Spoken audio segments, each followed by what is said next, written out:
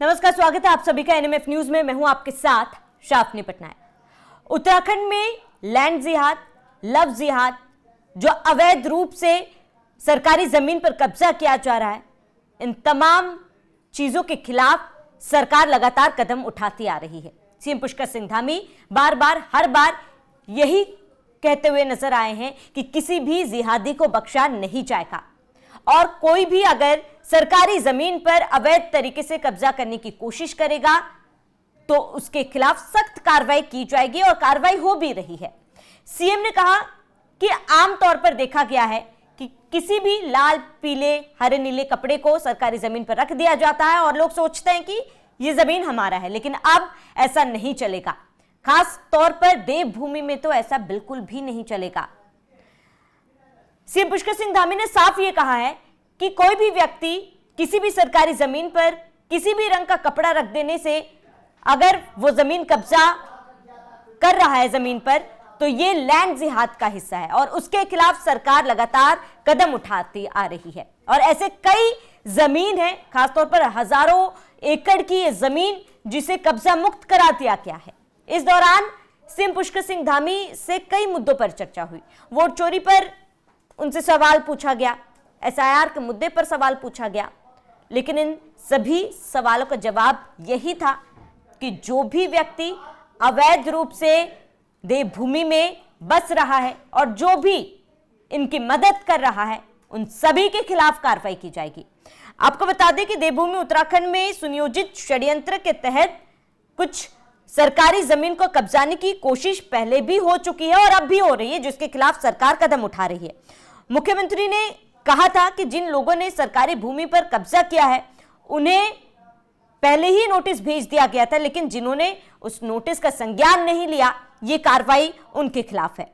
उन्होंने साफ कहा कि कपड़ा डालकर और धार्मिक अवसंरचना की आड़ में सरकारी भूमि को अतिक्रमित करना, पहचान बदलकर बहन बेटियों को बहला फुसलाकर उनके जीवन के साथ खिलवाड़ करना कतई सहन नहीं किया जाएगा। देवभूमि में देश दुनिया के लोग आते हैं, लेकिन देवभूमि जैसी जगह पर भी कई ऐसे मामले सामने आए हैं जहां पर जो भोजन होते हैं, प्रसाद होते हैं, उन्हें झूठा किया जाता है, उस प्रसाद पे थूका जाता है और इस तरीके के भी मामले सामने आते रहे हैं। ऐसे में ऐसे कोई भी मामले को बर्दाश्त नहीं किया जाएगा।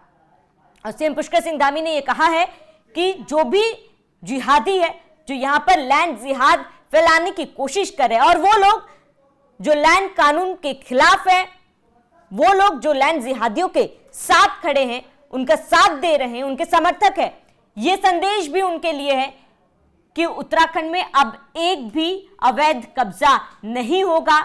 कोई भी अवैध घुसपैठिया है उसे खदेड़ा जाएगा और वो कार्रवाई हम उत्तराखंड में देख भी रहे हैं। लगातार सरकार की तरफ से कदम उठाए जा रहे हैं। एक एक अवैध जमीन को ढहाया जा रहा है, अवैध घुसपैठियों को पहले ढूंढा जा रहा है और उन्हें प्रदेश से बाहर निकाला जा रहा है। सीएम ने अपने बयान में क्या कहा है, जरा वो दिखाते हैं। देवभूमि उत्तराखंड में सुनियोजित षड्यंत्र के तहत लाल, हरा, पीला, नीला कपड़ा डालकर हजारों एकड़ सरकारी भूमि पर कब्जा किया गया। यह सुनियोजित षड्यंत्र ही लैंड जिहाद है। इसे किसी भी कीमत पर स्वीकार नहीं किया जाएगा। सरकारी भूमि से कब्जा हटाने के लिए विधि, व्यवस्था व संविधान के अनुसार कदम उठाए गए हैं। ये संदेश मुख्यमंत्री का साफ है कि जिस तरीके से आपने अवैध कब्जा किया है, लेकिन हर एक कार्रवाई उन लोगों के खिलाफ संविधान के तहत, कानून के तहत ही किया जा रहा है। एक एक कदम सरकार की तरफ से संविधान को ध्यान में रखते हुए किया जा रहा है। इसलिए कोई भी गलतफहमी अगर फैलाने की कोशिश करेगा, लोगों को गुमराह करने की कोशिश करेगा, तो उसके खिलाफ भी सख्त कार्रवाई की जाएगी। अब आपको बताते हैं कि वोट चोरी पर भी सीएम पुष्कर सिंह धामी से सवाल पूछा गया कि वोट चोरी पर उनका क्या कहना है। इस पर सीएम पुष्कर सिंह धामी ने कहा कि कांग्रेस केवल अपना फेस सेविंग मोड पर है। वोट चोरी वो खुद कर रहे हैं, घुसपैठियों को उन्होंने बसाया और आरोप दूसरी पार्टी पर मढ़ रहे हैं। मुख्यमंत्री ने एक सवाल के जवाब में कहा कि कांग्रेस मुद्दा विहीन हो चुकी है, कांग्रेस अब फेस सेविंग मोड पर है। उन्होंने कहा कि जनता काम करने वालों को मौका दे रही है, झूठे नैरेटिव बनाने और झूठे नारे गढ़ने वाले वोट चोरी करते हैं।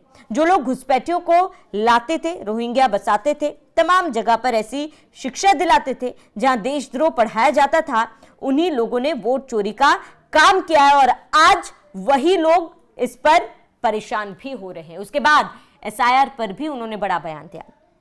उन्होंने कहा कि जो लोग वोट चोरी का मुद्दा उठा रहे हैं वो आज एसआईआर का विरोध कर रहे हैं। यानी कि एक तरफ आप वोट चोरी के विरोध में हैं, आप वोट चोरी का आरोप लगा रहे हैं और उधर आप एसआईआर का विरोध कर रहे हैं। ये दोहरा रवैया कांग्रेस का कुछ समझ नहीं आ रहा है। उन्होंने कहा कि एसआईआर तो होकर रहेगा, चुनाव आयोग ने फैसला सुना दिया है, कई प्रदेशों में एसआईआर लगातार जारी है। आप विरोध कितना भी करें, सरकार ने कदम उठा लिया और अब जो लोग गलत तरीके से जबरदस्ती जबरन रह रहे हैं, अवैध बस्ती बसा रहे हैं, उनका अब ये काउंटडाउन शुरू हो चुका है। एसआईआर पर सीएम पुष्कर सिंह धामी ने क्या कहा है, जरा वो सुनिए। बंगाल में अगला चुनाव इलेक्शन है तो क्या लगता है सारा? देखिए, जिन लोगों ने लंबे समय तक तुष्टीकरण की राजनीति की है, देश के अंदर वोट बैंक की राजनीति की है, अब देश के अंदर जब अभियान चलाया जा रहा है, ऐसे लोगों का जो घुसपैठिए हैं, जो गलत तरीके से आए हुए हैं, उत्तराखंड के अंदर भी बड़ी संख्या है और हमने इसीलिए राज्य के अंदर पिछले 10 सालों का पूरा एक वेरिफिकेशन ड्राइव हम इस पर चला रहे हैं कि जिन्होंने गलत तरीके से यहाँ पर राशन कार्ड बनाए हैं, यहाँ पर वोटर आईडी बना ली है या आधार कार्ड ले लिया है, बिजली के कनेक्शन ले लिए हैं, तमाम प्रकार की जो सुविधाएं जो उनको नहीं मिल सकती हैं, जिसकी वो पात्रता में नहीं आते हैं, उनको भी ये सब मिल गए हैं। और यही हमारी डेमोग्राफी जो खराब हो रही है उसके लिए हमारे लिए बड़ा चैलेंज है। देवभूमि का मूल अस्तित्व बना रहना चाहिए, यहाँ के सांस्कृतिक मूल्य बने रहने चाहिए। तमाम सरकारी भूमि अतिक्रमण युक्त हो गई थी, उसको हमने खाली भी कराया। 10,000 एकड़ से अधिक सरकारी जमीन अतिक्रमण से मुक्त भी हुई है, उस पर हमारा अभियान आगे भी है।